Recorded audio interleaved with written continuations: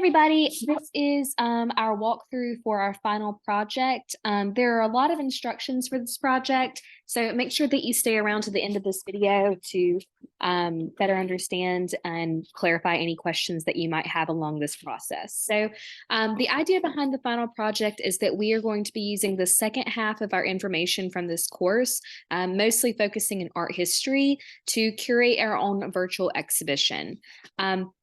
This is a really great way for me to understand, or to let me know that you understand the content for this course, as well as being able to understand the different periods of art history that we've been learning about in our OER textbook this second half. So yeah, this is the kind of objective, and making the website is a really fun kind of end of the semester project to do. And, you can kind of personalize it and make, kind of whatever theme that you want to do. And there's a lot of freedom for you to just sort of use your, newfound knowledge from this course to make something really cool. So let's get into the instructions. So the objective, again, is to curate a virtual exhibit on Google Sites. You'll need an exhibition theme. This can be pretty much anything. I'll get into that in just a few minutes. The theme will need a title and a statement that goes along with it. You'll need 3 collections from our different art history periods and movements that we talked about this second half, and then 6 artworks that are already existing artworks. You're not actually creating any artworks, but artworks that are coming from each of these collections, for a total of 18, because you'll have 3 collections, 6 artworks for each collection, so 18 total. And each artwork will need a short label and a description as well that goes along with it.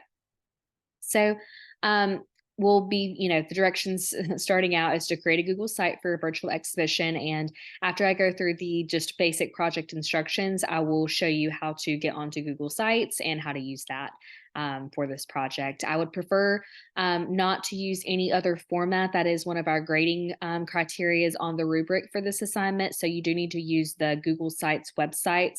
I know there's tons of other free websites online. There's, Weebly, what else is there? There's tons of other ones that that you can use, but let's use Google Sites for this one just so to keep it consistent, and so that you don't have any points deducted.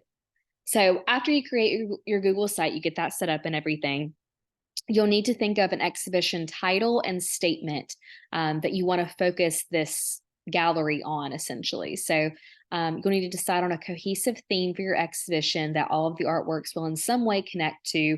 This could be something like women in art, art about the environment, or you could do something silly like cats in art, or if you have, an outside hobby other than art, or other than this art class, then you can, use that to sort of, make your theme about and, find artwork about that is within something that you're interested in. It could be sports or, fashion or theater or music. It could really be anything that you want it to be. I'm not going to be too particular about what your actual theme is. It just is important that your work is coming from that theme. You'll also need an exhibition title. Try to be creative with this. Do more than just saying, art about music or art about women or art about the environment. Try to come up with something sort of quippy, something that would make, you want to go view this exhibition if you were, just walking by the street and you saw a gallery advertising this exhibition. The exhibition itself will need a short 200 to 250 word exhibition statement about the exhibition. Insert this under your exhibition title, and your exhibition statement needs to explain what we are seeing in your exhibit and how your 3 collections are going to work cohesively to embody your theme. This should extend beyond all our modern art, all Indianism. You should be able to talk about why you made the selections that you did, what thought process went into selecting these 3 movements, and the work you included from them. Do all the collections focus on female artists? Do they all use the same color palette, etc.? So one thing I do want to kind of note here, because I have had some issues with this in the past, is that I don't want this to be in any way like bulleted or not in like an essay format. The exhibition statements traditionally are very much just like a 2 to 3 paragraph sort of explanation on what we're seeing in the exhibition, what the exhibition is about.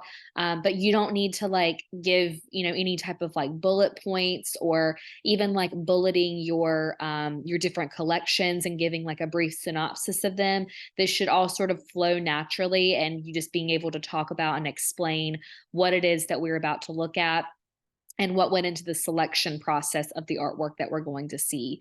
But this is very formal. So, you maybe look at even some exhibition statements from other galleries online and kind of see what formats they've taken to organizing their exhibition statements and explaining them. But this should be an essay format, no bulleting whatsoever needs to be going on in the exhibition statements. The second thing that you're going to do after you've got your title, your theme, and your exhibition statement is decide on your 3 collections. So you'll need to select a minimum of 3 art movements or periods that we have discussed during the art history unit. This is obviously coming from modules 6 through 8. Then these will be for your exhibition. Now, I'm asking to kind of stay within the ones that we have talked about.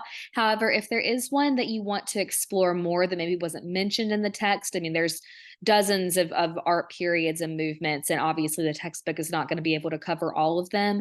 But if there is one that you know about that you've want to do more research on, I'm more than happy to talk with you about that one-on-one. But if it is coming from outside of the art history textbook or the textbook readings, please just shoot me an email and we can talk about that one and make sure that that is a good choice for you. And I can help you to have some resources as well to kind of like put you in the right direction on getting some research for your theme and everything. So once you select your 3 art periods or movements, these will be your 3 collections. So make sure that you are trying to think about how the collections and or the artworks will work together to embody your exhibition theme. Make sure to research each of your selected collections and determine which 6 or more artworks you want to include for each collection. So just this is kind of a good point to note as well. So, if your theme for your exhibition is going to be on cats, I'm just going to use the silly one from earlier. So let's say that, all of your collections are going to be in some way showing artwork about cats. Think about the movements, and there might be some that don't really work for that theme in particular. For example, Dadaism is one of the and I'm not even sure how much that's even touched on in our textbook, but if you're not seeing Dadaism is not really a lot of like representational artwork. Neither is like abstract expressionism. So you might not get any like good visuals of cats in art history from that specific art period. That doesn't mean that you're not going to find artwork about cats in other periods. You might look at Impressionism and Cubism and pop art and see a lot of artwork about cats, but you don't need to choose a collection just because it's there. Try to be like selective on this and strategic so that the collections help to support your theme, and you're not kind of like working against yourself by choosing a collection that's going to be really challenging to find artwork from. But different art periods are going to work for different exhibition themes better than others. So for something might not work for you well just due to your theme, but might work good for someone else. So it's not that they're bad or good, it's just they might not work the best for your specific exhibition theme and what you're trying to go for. So once you've decided on those collections, please know that the 6 artworks selected from each of your collection must come from that period in art history. I get a lot of confusion about this sometimes, so I want to make sure that I'm explaining this as best as I can. So for example, let's say that you select Cubism for one of your collections. That's the 6 artworks that you choose from Cubism need to be created by an artist who practiced or belonged to that movement during its reign. So for example, Cubism, if we just do a quick Google search, we can see that it lasts from 1907 to around 1914. That's its reign. And not that there's like, fine start and stop periods, but they're, kind of like just like a timeline throughout art history, just, like every timeline there is, this war happened here and then, this event happened. There's a chronological order to these things. So, if you're selecting Cubism for one of your movements and or one of your collections, and you have an artwork that looks like it might be from Cubism or it has some qualities of Cubism, but it's from 2006, we would know that this would not work for that collection. So you need to make sure that these are coming from like the correct time periods and that they're coming from the correct like artist as well. You know, a lot of, especially the modern art periods, they have a lot of overlap in like, you know, Cubism is kind of happening in, you know, the same time that like Fauvism is going on. They're kind of back to back in a way, but you want to make sure that you're researching your actual artworks themselves and knowing like, oh, okay, you know, I know Baroque and Pablo Picasso are both Cubist artists, and so their work would be appropriate for my Cubist collection. I know that that's like the movement that they've come from. They exhibited with other Cubism artists, and those would be good choices and good people to look at for finding examples of my work here. But it does not need to be just like art that looks like it's from a certain time period or from a certain, you know, style of art. It needs to actually be coming from that point in art history. And this is where your research on your artworks becomes really important, because you want to know, you know, these are not only helping to support my theme, but they're also coming from the correct period in art history. And they are, you know, helping to better express my ideas and, you know, better express my knowledge of, you know, what it is that I'm talking about and what artworks I've selected. So, like I said, all artwork in some ways has been inspired by what has come before it. So obviously, you know, artwork that comes from 2006 might have some inspiration taken from Cubism, but that does not mean that it comes from that particular time in art history. So just, you know, if you need any further clarification on that, I'm happy to kind of like give that to you. If you'd like to email me, or we can, you know, meet one-on-one via Zoom or a phone call. Or if you want to just like kind of run by me, like, you know, what you've got so far to make sure that it looks correct, I'm happy to review that for you before you actually turn that in. But that this is a really important one that, you know, you will get points deducted on if the artwork's not coming from the correct time period. So just be careful about that. And then next, you will need to write a shorter than the exhibition statement, 100 to 150 word statement about each of the collections and the artwork that you chose to include. Relate this collection back to your exhibition theme and insert about above each collection. So you do need to, you know, this isn't just like a like lecture short little like synopsis of what the art movement or art period is, but you need to talk about during this statement why you chose it for this exhibition. You know, was there artwork that was, you know, really kind of heavily involved with your theme that came from this one? You know, what kind of like things are we going to see from it that helps us to connect back to the exhibition theme? But it doesn't just seem to be like a short lecture of like, you know, Cubism started in 1907 and lasted till 1914. Some artists that were there were Baroque and Pablo Picasso, and Cubist work focused on geometry. If that doesn't have anything to connect back to your theme, you could say, for example, expand upon that, give me that little bit of a lecture, and then go into, you know, my theme for this is flowers. And a lot of the visual representations from Cubism depict interesting perspectives of flowers, showing them in a very geometric way that is different from their natural organic nature. And I felt that it was, you know, or it felt like it was an interesting thing to include here. All right, the next thing we're going to talk about is the artworks. So 6 for each collections, total of 18 for the whole exhibition. You'll need to find high quality images of each artwork. If you cannot find a good image that it's not pixelated, please pick something else. And also when you go to upload these, you can see if they are like pixelated or blurry at all. I get a lot of images that are just really not great quality, and it unfortunately will take several points off for not having good high quality images. So please make sure that your images are very clear, high pixel count, are downloaded correctly, and they're not like all grainy and, you know, not good quality.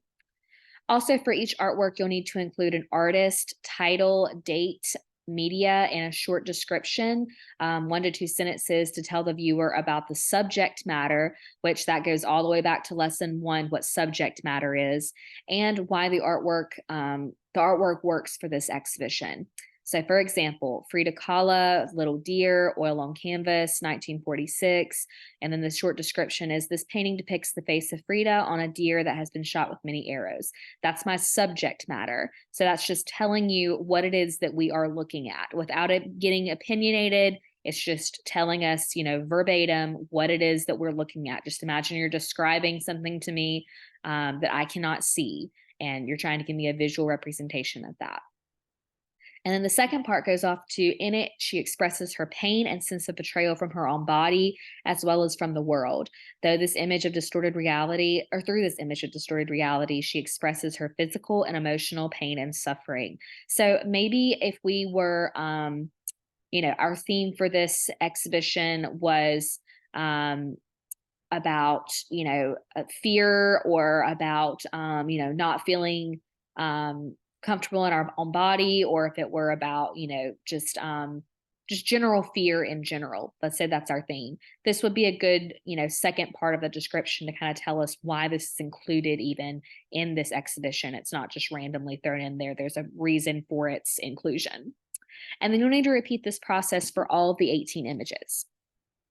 Also, just a tip, when writing about the pieces, and just in general, your exhibition statements, your collection statements, all of that, please avoid using first-person language. You need to avoid saying I, me, I think, myself, and other first-person language.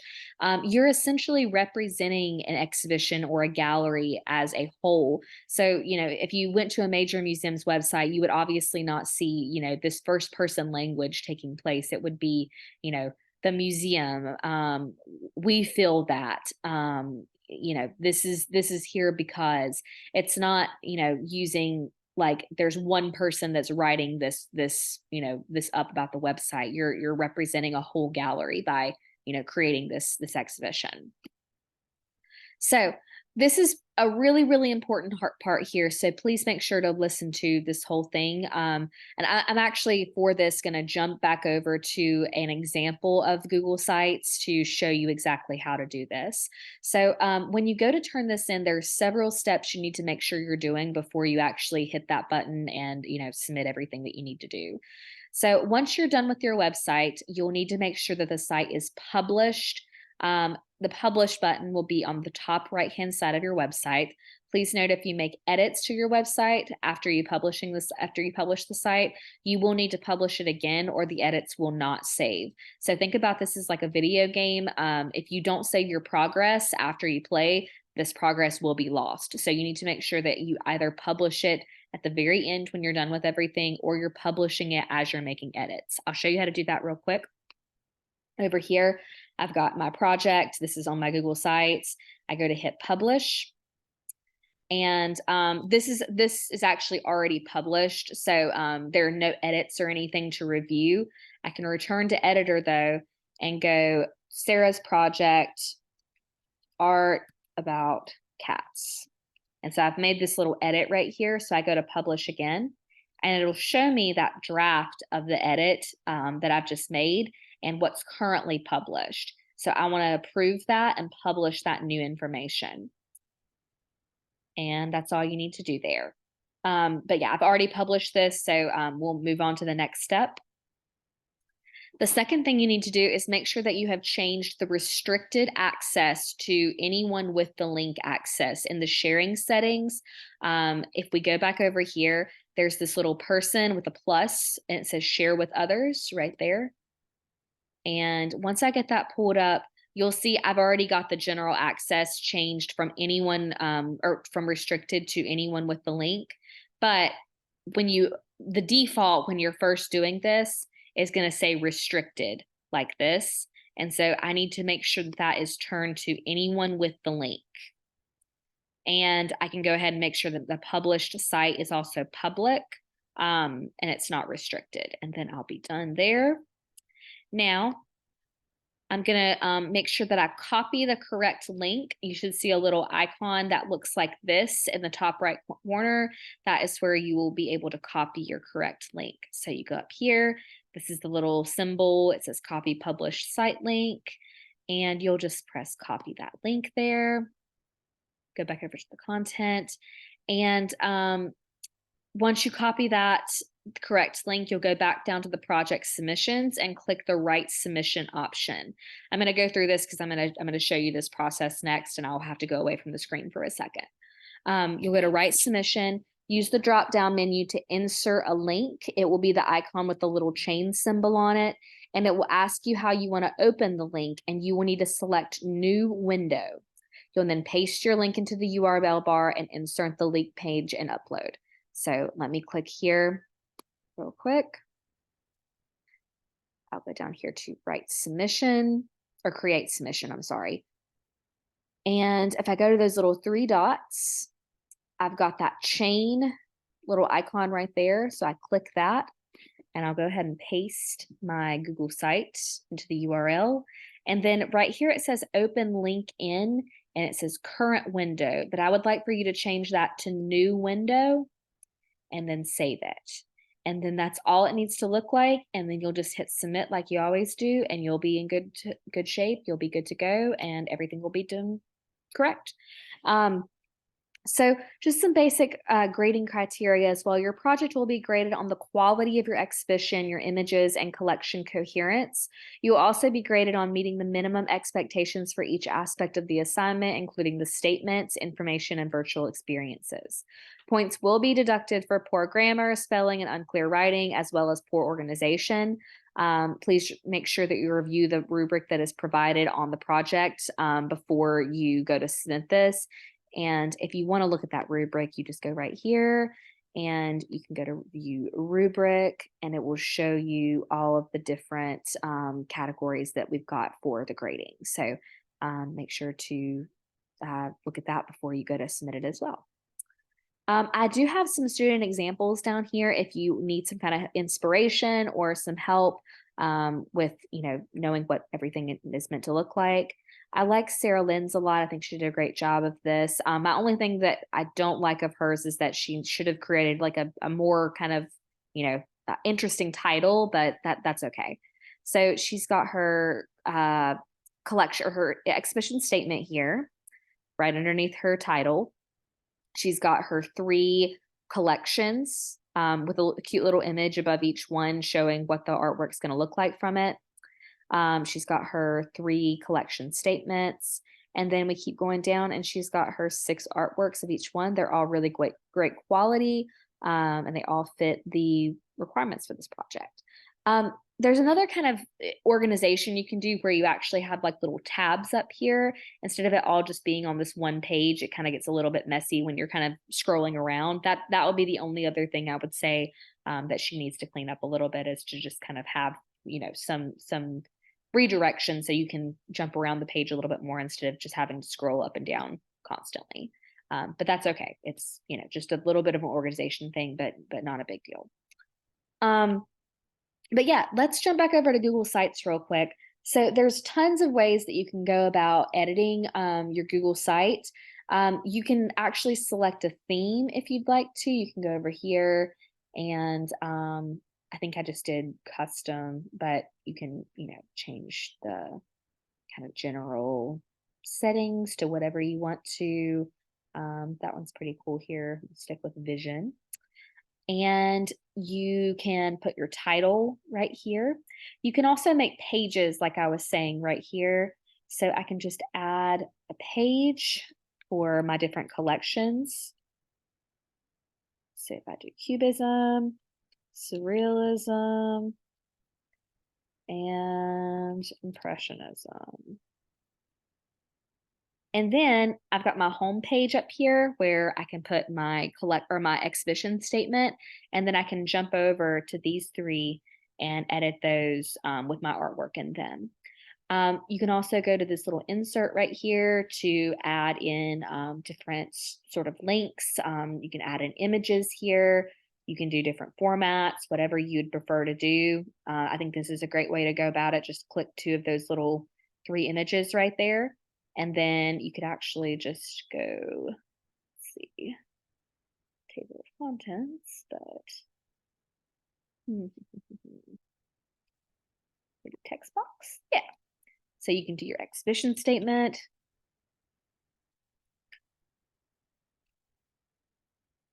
Right there. You can go to upload your images. Right here, just select whatever you want to. And then you can do your little label right here with all your information. Maybe even do like your title of your artwork there. And then you can do artist, media, year.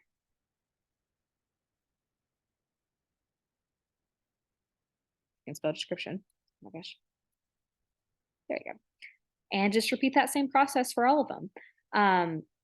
Yeah, so pretty straightforward. Honestly, there's tons of things you can do to customize. You can change your backgrounds. You can, pretty much do whatever you want to.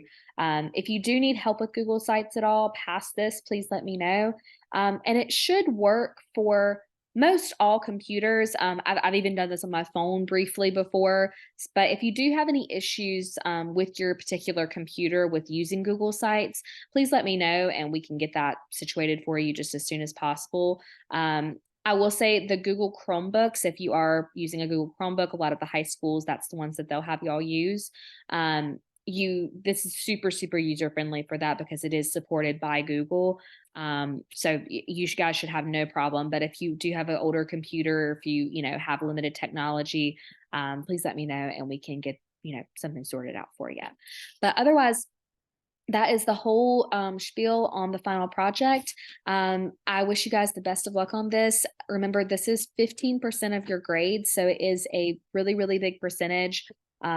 Make sure that you take this seriously, that you have this uploaded on time. And if there are any issues with the upload, make sure that you are checking your feedback as soon as you upload it. If for some reason you don't upload it correctly and I'm not able to view your site, I will put in a 0 temporarily and I will leave you a note in the feedback saying I cannot view your site and to email me. So, if you do see that little alert or if you do see a 0 in that goes in, pretty quickly after you've uploaded it, it's probably just due to the link not being submitted correctly. And we'll need to fix that, through email. So make sure that you're on lookout for that and that you're just checking your grades frequently anyway to make sure that there's no issues going on at all.